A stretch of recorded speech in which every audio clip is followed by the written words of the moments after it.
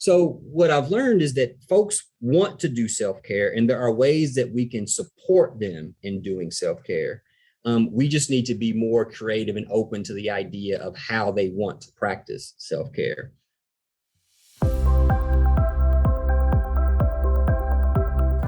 You're listening to Becoming Wildly Resilient, brought to you by University of Kentucky Human Resources, Health and Wellness.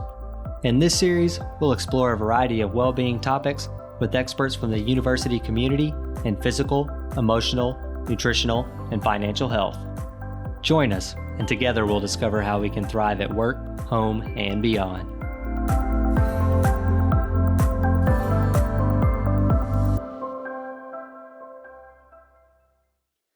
Welcome to another episode of Becoming Wildly Resilient. I'm your host, Jakob Hester, and I'm a wellness specialist with UK HR Health and Wellness. With me today is Dean Jay Miller from the College of Social Work. He's a Dorothy A. Miller Research Professor in Social Work Education, and at the time of his appointment in July 2019, he was the youngest dean in the country. In this episode, we'll be talking about cultivating cultures of self-care and support. I'm so glad to have you on the show, Dean Miller. Thanks very much for having me. Really excited about it. So first, just tell the listeners a little more about you as a person and maybe your journey to becoming a dean.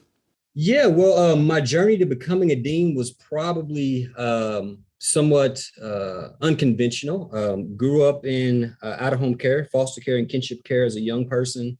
Knew very early on that I wanted to be in social work. So, the kind of quintessential storybook of I know what I want to do very young, kind of set out to do that.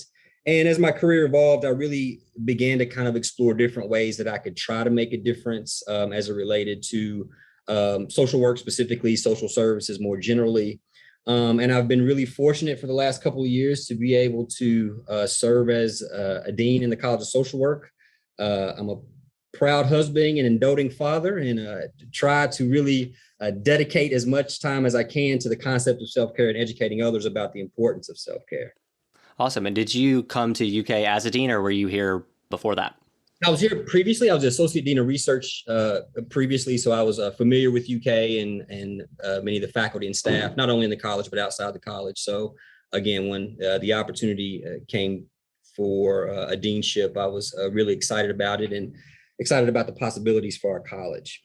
Yeah, I know you've put a lot of work in, and that's why I wanted to have you on the show, because I know you have a lot of knowledge, not only in self-care, but in cultivating cultures and those types of things too. So I'm really excited to dive into the question. So let's really get into it. Let's kind of talk about one of your major areas of research, which is around self-care among helping professions, because I feel like that's probably a large percentage of our employee population. They're in some kind of helping profession, whether that's on the healthcare side, whether that's, say, in the College of Social Work, or anybody working with students. I think you could kind of classify them as a helping profession in some way too. So I think we have a lot of commonalities and struggles and things that are more universal across the university, even though we fulfill very different roles, from the healthcare side to the education side to people out in our communities and those types of things. So let's really just start by defining self-care, especially in the work environment. How would you define it? Well, I think that's a really tough question. And it's tough for many different reasons. And I always say self-care is whatever you say it is. I think one of the big misnomers is that there's some kind of textbook black and white definition of self-care. And while there are certainly universal domains associated with self-care, physical, emotional, spiritual, et cetera, I'm always very, very careful to not define what self-care is, right? Like, so for me, I'm a gym, CrossFit kind of guy. Like, that's what I like to do for my self-care. I've tried yoga, I've tried meditation. It's just not my thing. And so it doesn't make it any less of a self-care practice. It means it just doesn't work for me. And so ultimately, when I talk to folks about the concept of self-care, self-care is whatever you say it is. It's whatever brings you to a space of joy and rest and being able to mitigate burnout, exhaustion, et cetera. What we try to do is talk more about how to do self-care and less about what to do for self-care. Yeah, and that's something I want to dive into here in just a few minutes, is how we actually do that. And one of the questions I've been asking some of my recent guests were strategies that you use? Because you mentioned that it is very individualized. And so rather than coming on and being prescriptive, like you need to do X, Y, and Z things for self-care, and that's it, that's the only way. I like to ask my guests what they do, what works for them, so that people can gather ideas rather than feeling like they have to. And we've gotten a huge range of answers. So you mentioned the gym. Is there anything else that works for you? Well, yeah. So, I mean, I think part of it is just really being intentional about taking time to do self-care, being in spaces. I like running. I'm rehabbing from a knee injury. So I've made that part of my self-care in terms of being very intentional about my actions. But also, I like to read. I like to play chess. I like to do other things that, again, kind of get me in a space that allows me to ultimately, be a whole human and do work better. And so, it really gets down to, for me, really thinking about the space that I'm in and recognizing that self-care evolves over time, which is why, again, it's another reason why it's really important that we not get overly prescriptive about it. Some days I'm in a space where my self-care is going to the gym and doing a big grand workout. And some days I'm in a space where my self-care is taking a nap and not going to the gym. When it comes to self-care, it's just as important to know what not to do as it is what to do. And so those are kind of things that work for me. But the underlying concept is just being intentional about whatever I'm doing. So if it's taking a nap, I'm going to be very purposeful and intentional about taking a nap. And if it's going to the gym, I'm going to be purposeful and intentional about that as well. Yeah, playing chess, that's a new one. That's one that somebody hasn't mentioned yet. The gym one is a pretty common one. I think the napping one, that's been a relatively consistent one. That's one of my go-tos, I think. Music has been a big one. So, I mean, there's lots of different ways. And you mentioned the different domains of your well-being and using those to guide self-care opportunities as well. And I think that's an important thing for people to remember. And that's something that we've touched on a couple of different times in previous episodes. So I know you also direct a self-care lab. So can you kind of explain what that is and maybe some of the questions you're trying to answer with it? Yeah. So kind of a little bit of background. Several years ago, I became really interested in this concept of self-care. And the journey to self-care for me was really, really personal. As I told you earlier, grew up in foster care, spent time in out-of-home care. So when I got to the opportunity to be a practicing social worker, you could not tell me that I was not going to save all of the kids who had ever been in foster care, because I'd been there. I knew what that was like. And I kind of set out on this mission to really, really impact the foster care system, right? So here I am, a fresh new graduate out of school, and I'm going to set the world on fire and save all the foster kids. And one of the things, or several of the things that led me to do, was really get into a space where I was just working all of the time. And it's because I had the experience. I knew what it was like to be there. And I was working in child protective services. So as you can imagine, I was removing kids and placing them in foster care. So here I was, an individual who had been in foster care.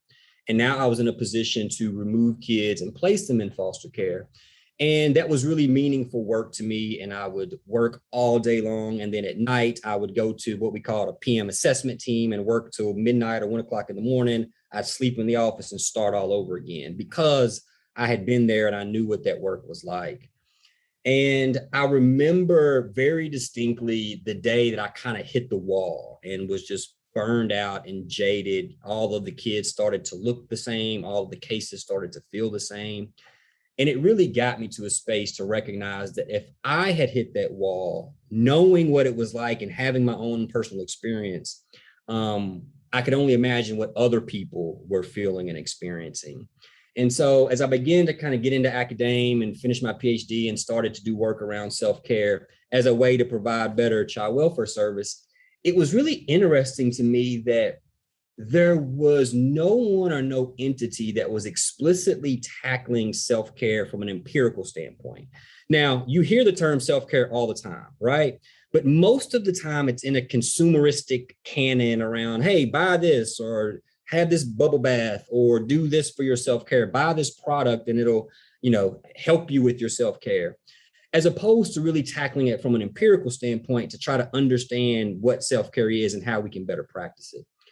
And so I got some funding to kind of launch this self-care lab. And it's one of the first known entities to explicitly and empirically examine the concept of self-care across helping profession disciplines. And, over the last several years, we've kind of really built up, I think, as the pandemic has went on and over the months and months and months, people have really gotten much more interested in the concept of self-care.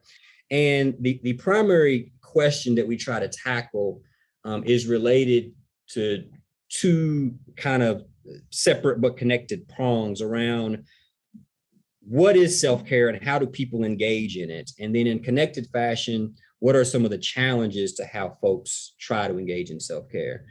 And so we've launched a number of studies and a number of initiatives to deal with that question in different contexts.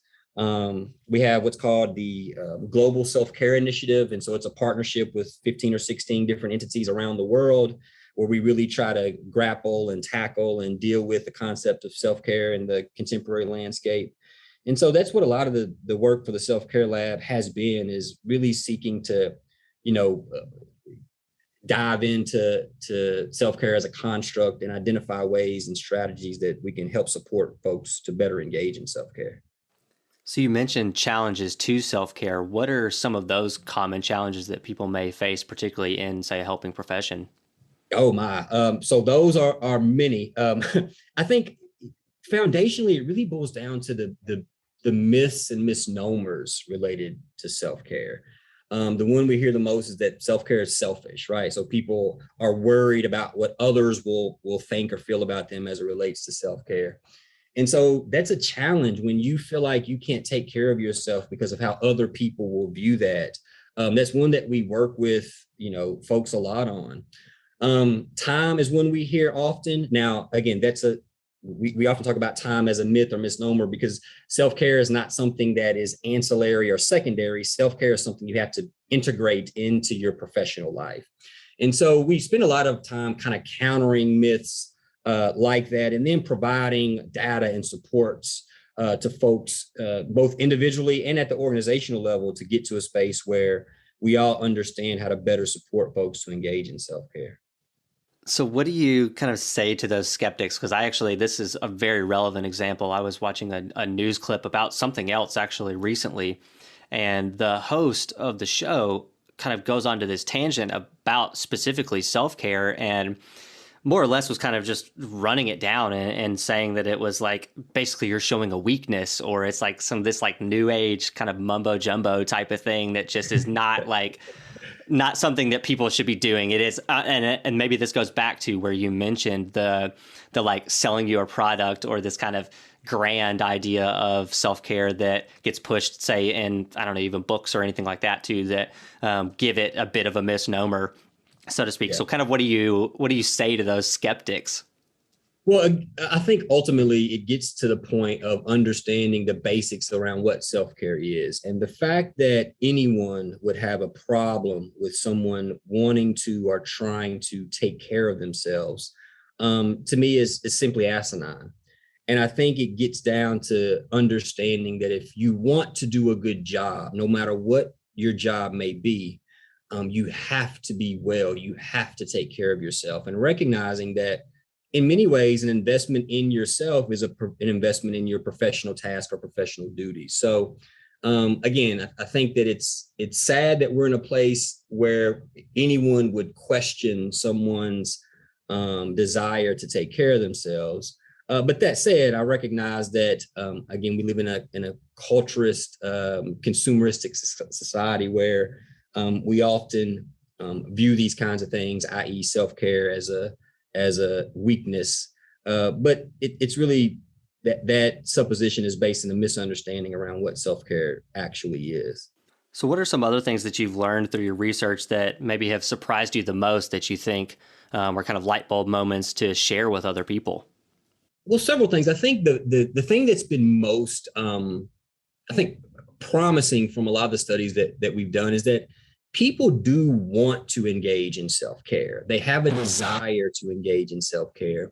It's just that they struggle with challenges associated with self-care. And a lot of those challenges are connected to those myths, but it's also folks get really stuck in the idea of what they do for self-care as opposed to thinking about how they do self-care. And so, for example, if you're not a gym person and you come up with this self-care plan and it says every day I'm going to go to the gym, It's recognizing that if you've never done that, that it's very unlikely that you're going to be able to actualize that plan. You become frustrated and you just quit and give up on the self-care concept. So what I've learned is that folks want to do self-care, and there are ways that we can support them in doing self-care. We just need to be more creative and open to the idea of how they want to practice self-care. I think number two, one of the things that's been really interesting and or surprising is the dynamic tension between these individual perspectives around self-care and organizational perspectives around self-care. As we know, burnout is really, really pervasive. I just saw a story on CNN yesterday that talked about burnout among healthcare facilities, particularly related to the COVID issue. And, a few years ago, the World Health Organization actually listed burnout as an pandemic associated with folks across the world. And so, there's always this dynamic tension between an individual who wants to engage in self-care and the perception that their organization or workplace might not support or want them to engage in self-care. And that's really shown through in a lot of the studies that we've done. So we're in a place now where we're really trying to grapple and tackle this idea of being in a space where we support individuals in engaging in self-care, but also support organizations in thinking through how they can support their employees in engaging in self-care. That organizational support is going to be a big key piece of the rest of this interview. But before we jump into that, you mentioned a self-care plan. So can you kind of maybe just in a really short synopsis summarize what a self-care plan looks like? Sure. So there are a million different templates out there, right? A couple of years ago, I did a book. It's called the A to Z Self-Care Handbook. And in that handbook, we kind of my co-authors and I lay out a plan. And it's really a very basic accountability tool or accountability mechanism to where we have folks come up with self-care activities across a few different domains. Physical, emotional, psychological, professional, etc. And folks just identify self-care practices within those domains. And then we use those self-care plans, again, as a tool to support folks in doing the work that they want to do. So, there's no right or wrong way to engage in self-care planning per se. There are a million different forms and templates. The key to it is really just taking the first step to put something down and say, this is what I'm going to do as a self-care practice, and then working with folks to actualize that practice. And so is it almost like a bank or like a list of resources that like when you get into those moments, you can kind of go back and reference that list? Does that kind of summarize that a little bit? It could be. It's a list of activities that you want to engage in as it relates to your self-care. It's kind of the foundational piece. Now, from there, we always encourage and get people to think about the importance of those activities or the feasibilities of those activities, which includes resources. But yeah, I mean, you could definitely include resources, et cetera, as part of your self-care plan, because I rest assured that folks will need those resources because self-care can be challenging at times. And I know you mentioned this earlier, and I want to highlight it again as well about it being a constant thing that you do. It's not just kind of like a one-off thing. And this, I've probably said this 4 or 5 different times throughout the different episodes, but I think it is a really big point to drive home is that it's something that you're doing 24/7 and little practices, not necessarily big sweeping gestures all the time, which is, I think, kind of where that disconnect comes between the world of self-care and maybe what it actually is for people. Oh, yeah. We have to understand that self-care is intentional and it is integrated. It's not something that we do later. It's not secondary. It's not ancillary. It is a way of being in the world. So as we approach our world, we must think about self-care and how we're taking care of ourselves within our space. And it ebbs and flows. I often talk about self-care as a professional practice skill, meaning that it can be learned, it can be developed, and it also means you're going to struggle at times. I myself, I struggle with self-care practices at times, but it doesn't mean that I don't stop or that I don't think about them. It has to be integrated in, and it's just a part of our being. Taking care of ourselves is part of our being, and so we need to be intentional and have it front of mind all the time, not just some of the time.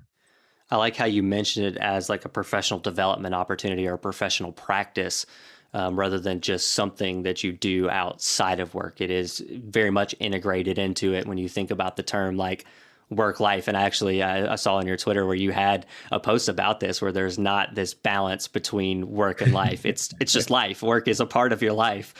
So I think that's a Exactly. really interesting way. And that was something I like the way that you phrased it as a professional development opportunity, because I think that leads into that other point that you were speaking to earlier, which is about that organizational support and how we facilitate that within, say, a college or a unit or a division or anything like that. So you had that vested interest when you came in and got started as a dean, and really working on the well-being of the individuals, but also that culture. So I'd like to talk a little bit about the wellness initiative that you implemented in the College of Social Work not long after your arrival. So can you tell us about that and then what that entails?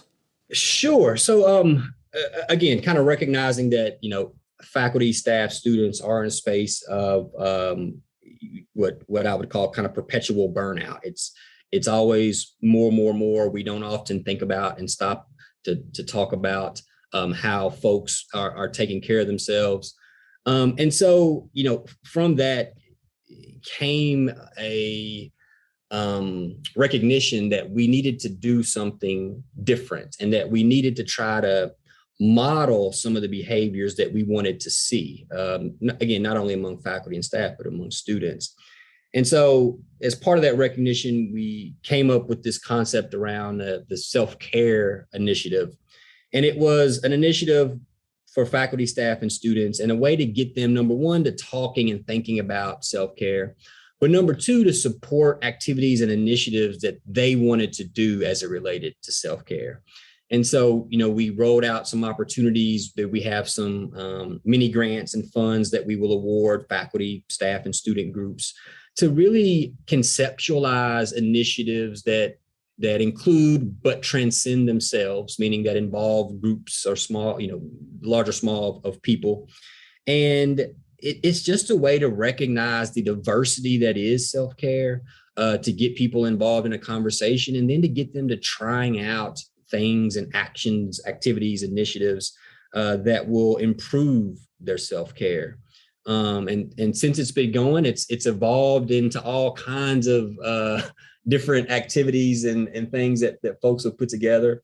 Everything from mindfulness and meditation trainings to scholarship and writing retreats and everything in between. And again, I think that's the beauty of self-care, is that there are so many different areas and things that you could do. And we've just tried to be really open through the self-care initiative to supporting those in whatever way we can. There were a few things in there too that I want to pull out and highlight, because when we're talking about that broader culture, you mentioned modeling, not only like from a structural level, and really doing the things that you are preaching, so to speak, you're practicing what you preach, but also modeling that for future leaders, for students, the ones that you're there for in the College of Social Work. And then you mentioned the ability to talk and think about the idea. So really trying to break down some of those barriers and making it a commonplace, that's not an odd conversation to have, or a conversation that's maybe shunned or kind of pushed under the rug, or do it when you have a chance, not a part of that, like again, that culture, and that almost an expectation, I would say. And then the opportunities to create their own ideas. So instead of you coming in, kind of like I mentioned earlier, and just like, you all have to do X, Y, and Z for us to move forward, you said, I'm going to step out of the way. Here's some funds that you can work towards, and create your own opportunities. And I think you mentioned that diversity of thought, and that the diversity of our people, and the diversity of self-care, and how important that is. And I think that's a really great idea for folks, I think, to think about implementing in the future as well, in ways that they can support it without feeling like it is prescriptive, or lip service or something like that. You're really backing it up, and you're creating ownership with that self-care plan too, which I really like. So I wanted to make sure I kind of doubled down on those points that you just made. Yeah, and I think that that's a really important piece of what we're trying to do, in the sense that most of the time, Well, I always joke with people, just because you build it does not mean they will come. Contrary to what you've heard, meaning a lot of times when we talk about self-care and wellness initiatives, we sit in a room and we put something together and then people don't participate. And we say, well, see, folks didn't want it because they didn't participate. And what I say is, well, no, what they're telling you is they didn't want to do what you came up with. So how can we open this up in a way that allows for some of this creativity? We see it all the time. Folks will offer gym memberships or offer this or offer that. And if I don't see myself in that plan, well, then I don't participate and I don't feel supported by the organization, et cetera, et cetera. But we've tried to adopt a strategy that says, you tell us what you think it should be or what you want to do, and then let us figure out a way to support that. And then not only does you kind of get that support and buy-in, but you also get that backside accountability piece that's really important for organizations in terms of making investments. And it's not lost on me that funding support does take funding. And so you want some accountability as it relates to participation in those types of initiatives. So again, what we found from a kind of an HR perspective is that folks would often roll these things out and then hope that people participated and or wonder why they didn't. And we just kind of really stepped back and took a more participatory approach to allow people to tell us what they wanted to do. And then we supported that. Absolutely. And that's something that we've seen because we work on the grander scale with all of our employees. And again, you mentioned that diversity and the difference between the healthcare side and the campus side, or the extension offices versus on campus and those types of things. And it was really a challenge. And sometimes you feel like you're kind of just throwing things out there and hoping that they stick. And that's not really the approach we want to take. And so we've become very intentional about how we get over those hurdles and how we get more people in, or at least let them know that we're here to support them when they need it, and when they're ready, and meet them where they are, rather than us again coming in and saying, here's the 12-step plan for things that you have to do to be a healthy, productive worker, or whatever, however you want to define what the end goal is. So I kind of really appreciate the thought that went into how you've approached this. And you mentioned the evolution of it as well. So where do you see this initiative going in the future? Well, I'm hoping we can continue on the same trajectory. Every year, while we might have the same faculty staff group, they're a different constellation of people. I always talk about self-care evolves over time. So what you do when you're 25 might not be what you do when you're 30 or 35, so on and so forth. And so, we hope to continue in the space where every year there's some fresh new ideas that we can begin to support or invest in, that we can learn from what we've done in the past and kind of carry those forward. But ultimately, it's about supporting the constellation of people, during that point in time, and then figuring out ways to sustain self-care practices. So what does this look like beyond this initiative? What does it look like outside of these trainings or work groups, et cetera, that we might do? So we hope to continue in the same path. We want people to continue to participate. One of the things that we do want to continue to do is to build out the student piece of the self-care initiative. Students have some really, really great ideas.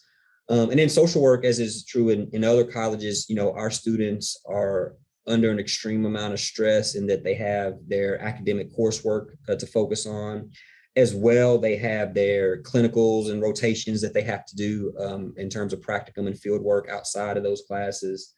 And, many of them they're parenting or they're caregiving or they're doing a multitude of different things. And so we care about them in all of their roles, not just their student role. And we want to continue to explore and build out ways to support them through this initiative. So I'm hoping in the future that's where we continue to build and get some traction. And ultimately, we will continue to be very participatory. And every year it'll look different, but that's what keeps everything exciting.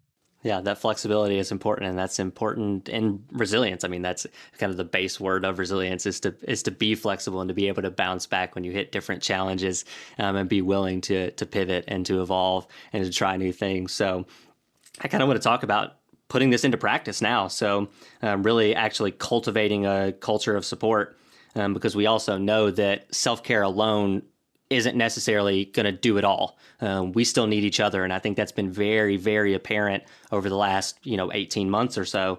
I think that's been highlighted when we've shined a big spotlight on. It's not just us, it's us, if that Yeah, makes sense. yeah. It's not us as individuals, it's us collectively together. And so I think that makes a big difference when you're talking about the culture and how, again, how you're talking and thinking about these strategies, or how you're supporting those and that type of thing. So to you, what does a resilient college unit or area look like? Well, I think ultimately, I always talk about, I'll use our college for example. I say, I want the College of Social Work to be an ideal place to be employed, educated, and engaged. I call it the three E's. And to me, a resilient unit will focus on all of those things and recognize that there's no set equation, and that there at different times you'll need to focus on different things. And so I think ultimately it's viewing that unit or college, et cetera, as, it's comprised of people and individuals. And I think so many times when we get into like systemic thinking, we don't think about the fact that systems are comprised of people. And so when we focus on and invest in and support people, we end up with healthier systems. And so instead of taking what we would, traditionally call this top-down approach, just being very participatory and creating a space where employees, they feel empowered and they feel supported. And it doesn't mean that there won't be some dynamic tension and conflict. I say, conflict, it's an inherent part of being a human being, but that we kind of understand and we're all pushing in the same direction. That's what a resilient area or unit looks like to me. So on the flip side of that coin, then, what are some signs that a work culture might need some attention or to switch things up? When people stop giving feedback, or some, as administrators, sometimes we would call it complaining, to be perfectly honest. But when there's organizational theory that talks about when people stop giving feedback, the organization is dying or dead. And I think so many times as a leader, it can be really easy to kind of focus on the fact that people are quote unquote complaining, or that someone is very open or opinionated about giving feedback. But to me, when that stops, that's when you have a problem. That's when you need to think about switching things up. When people are no longer invested in what's happening, that's when you need to think about switching things up. And so we need to be very mindful of those things. And again, it's not always easy, and it can sometimes be frustrating. But I think ultimately when folks stop giving feedback, they're no longer invested, and you got a huge problem you need to address. And I think that aligns really well with the idea of burnout, which is that like disengagement. Particularly if we're thinking about burnout in the work sense, it's that disengagement from your work. And I think that's basically what you're alluding to, is what it sounds like to me. And this, we've had the burnout conversation on a previous episode. And that was one of the kind of the classic signs that they mentioned about burnout. And so I think that's a good point to bring up and to tie it in again to the bigger conversation with, again, not only the individuals, but the entire organization and the goals that you're setting forth. So what lessons have you learned throughout not only your research, but also putting this into practice, that you could share with other leaders who may be looking to approach something like self-care within their units? That's a big question. If I was giving advice to an administrator or leader around their unit, I'd probably try to distill it down into 3 or 4 kind of seminal topics or areas. I think number one, you have to recognize that self-care practices are as diverse as the people engaging in them. And when it comes to self-care, your way of thinking is a way and not the way. And so as an administrator or leader, you have to be open about other ways of engaging about or thinking about self-care. Number two, you have to make it normative. I yearn for a world when it is abnormal to not practice self-care. And so we want to make self-care as a practice normative and something that we just do. We don't need to talk about it. Now in our unit, we make self-care plans part of professional development plans and assessments. And so we want to continue to be purposeful about calling attention to it, to really try to make it a normative practice. I think third, you have to act systemically, right? So yes, you have to think about individuals, but you also have to think about across the unit, what are some systemic things that you could do? Think about practices and policies and procedures, whether it might be remote work agreements, which really could lend themselves, to different kinds of self-care practices or different types of works. To think about things that transcend individuals and get into systemic thought. And then I would say, lastly, you have to be the example. You have to model the behavior you want to see. So, understanding boundaries, understanding that folks seeing you work all the time that might not be modeling good behavior. And I think a lot of times as administrators or leaders, the very thing that we think people want to see from us is the thing that um, you know pushes them away from the concept of being able to care for themselves. They think, oh, well, the dean works all the time, so I have to work all the time. Or, this director spends all this time working on the weekends, and so I have to do the same thing. Or, this administrator sends me an email at 3 o'clock in the morning, so I have to respond at 3 o'clock in the morning. And it's really just being the example to say, self-care is important, and I tell my folks they know this about me. I struggle at times with with not working, but I'm very clear to try to set boundaries and to say that I do want to be the example. But when I'm not, that doesn't mean that you have to do what an administrator does. And so modeling the behavior is really, really important, and it shows people when that struggles are also normative. And so I'm very open with the fact that I struggle with self-care. I don't have a magic wand, though I wish I did. And that's okay. I mean, we will all struggle at times, and it's about having a supportive network and environment that can help you through those self-care struggles. So what about at the employee level? How do they have this conversation around support with others, such as, say, their supervisor or even other employees, particularly without feeling like they're complaining? Because you mentioned that if you're stop receiving that feedback, that it might be time for a change. And I think kind of from the employee level, sometimes you almost might feel like you're complaining too much, and you don't want to give off that vibe either. So how do you approach that as an employee? Well, I think you kind of build coalitions around the concept of wellness and self care. So, there are things going on with employees. Let's take my employees, for example. There are things going on with my faculty and staff that I will never know. And that's perfectly fine because I shouldn't know. However, what I also know is that other faculty and staff know. So, no matter how we're creating a supportive culture, if we can have individuals in our space that are supportive of one another, then that works just fine. And so I think as employees, building coalitions around wellness and self-care. So if you see someone struggling, talking to them, changing practices, doing walking meetings, stopping, taking time to have structured lunches, having interactions where and understand, it will allow you to learn and recognize when folks are struggling and start building a coalition that makes self-care and wellness normative. So if 2 or 3 people start getting together for a structured lunch or for a self-care accountability group or for a workshop, it's amazing how others will join into that. And so, I think it starts with at the employee level, that kind of coalition building and recognizing that you as an individual employee need to take care of yourself.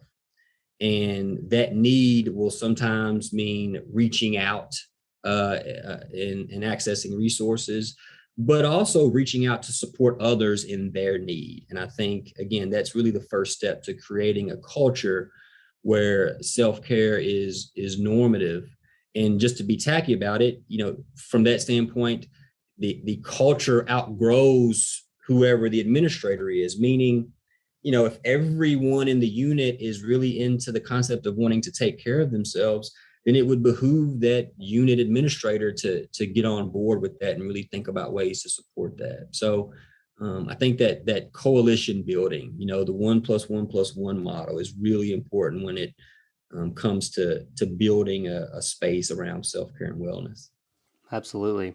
So for those looking to learn a little bit more about self-care or creating supportive cultures, what are some tools or resources that you'd suggest, such as like apps or podcasts or websites or books? I know you mentioned your one book already, and I'll make sure and link that in the show notes, but do you have any other recommendations?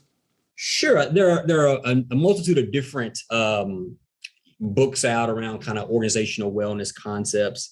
One that I really like is The Healthy Happy Nonprofit by Cantor and Sherman. It's a really good book, particularly for administrators, to kind of get them in the space of thinking through the concept of self-care and wellness and how to approach it from a systemic perspective. But outside of that, it's one of those things where I say, whatever works for you. I've worked with work groups all around the world around the concept of self-care, and we often talk about tools and resources. But it's amazing how, we have groups that get together and they just listen to music. And so I think there are some seminal works that folks could lean on. But other than that, I mean, anything that provides information that advances the notion, look to and access. And I would encourage folks to really try to not subscribe to any one way of thinking about it, because it's really fascinating what you can learn when you step away from the way that you think about self-care and wellness and just start to talk to other people around how they think about it. That's a really good way to kind of approach that question too. I haven't really gotten an answer so much kind of along those lines yet. So I really appreciate that answer and how to think about self-care and not relying too much on those apps and podcasts or websites or books or anything like that too. It really is about finding what works for you and trying different things. And so take every recommendation with a little bit of a grain of salt. Well, it gets right back to the prescriptive notion, right? Again, if I had $1 for every time somebody said, well, what should I do for self-care? I'd retire. But getting people to really to change the way that they think about self-care, to reframe their thinking, to get to a space to where it's not necessarily about the what. Now, I will say that, there are what I call pervasive practices, where we have to be careful about, I always say everything that soothes you is not self-care. And so I certainly think that for folks, maybe in happy hour is not the best thing for you if you've dealt with substance misuse, et cetera. And so we definitely want to be careful about those pervasive or pernicious practices. However, again, I'm very hesitant to get into what people should do for self-care, because everybody has a different path and a different journey. And I want to encourage people to explore that path and journey. So I have a fun question for you as well. You mentioned music. I've had an episode on music in the past with Eric Wilkinson, who actually I think teaches a couple of classes within the College of Social Work. But we created a playlist called the Wildly Resilient Playlist, and I've been asking my guests and different listeners what songs they would add to it. So what's one song you would add to the playlist that you relate to, or is something you use for your own resilience? That is a good one. Let me see. All right, I'm gonna go classic, old school hip hop. Let's do KRS-One, Step Into a World. That is a song where I don't care what you're doing, how tired you are. If you hear that, you have to get up and move. So let's add that one. Perfect. I'll add it on there. And then final question. This is summarizing our entire conversation so far. What's like the one thing that you hope people take away from this conversation? If I had to distill it down to one thing, I hope people understand that self-care is not a nicety. It is a necessity. And that if we want to do good work, if we want to be impactful, no matter what space we're working in, we have to recognize and understand that you must take care of yourself. It's the only way you can bring your best self to work every day. And that there are folks who can support that and who want to support that, and that it's okay to desire to and struggle with and engage in self-care. So it's not a nicety, it's a necessity, and we should all get to it. And we'll use this podcast to give everyone the radical permission that they need to engage in self-care. That's perfect. I love giving people permission to take care of themselves. And I love the quotableness of the nicety versus necessity. So I definitely appreciate that. And I really appreciate you coming on the show and sharing your knowledge about self-care and about building cultures.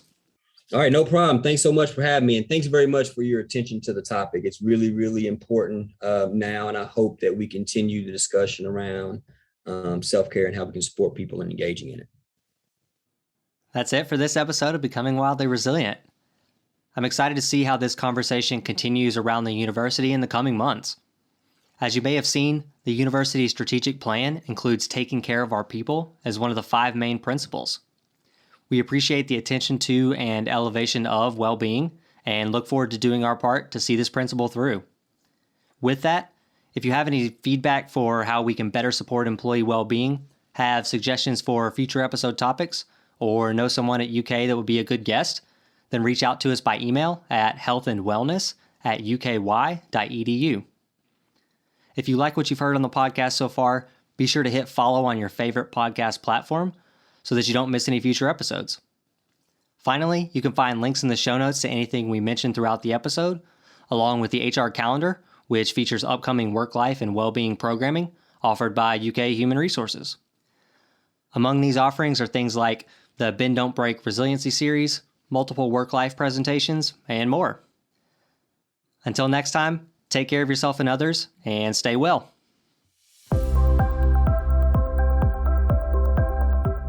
Thanks for listening to Becoming Wildly Resilient, a podcast series from University of Kentucky Human Resources, Health and Wellness. The UK HR Health and Wellness team, consisting of certified health coaches, fitness experts, registered dietitians, and wellness specialists, offer a wide range of online and in-person programming to University of Kentucky employees, retirees, and their spouses. If you enjoyed this episode, you can listen and subscribe to future episodes wherever you find your podcasts. Connect with us on Facebook, Twitter, and Instagram by searching @UKY Wellness. There, you'll find links to episode show notes and more. You can also email healthandwellness@uky.edu with any questions or suggestions for future episode topics. To learn more about well-being benefits offered by University of Kentucky Human Resources, visit www.uky.edu/hr/wellbeing. Live well.